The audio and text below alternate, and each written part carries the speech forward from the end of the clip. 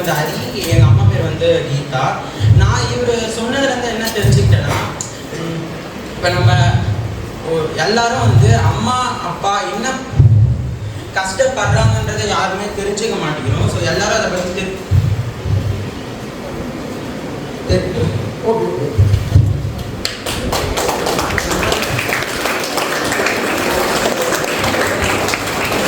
நான் அதை ஃபீல் பண்ணேன்.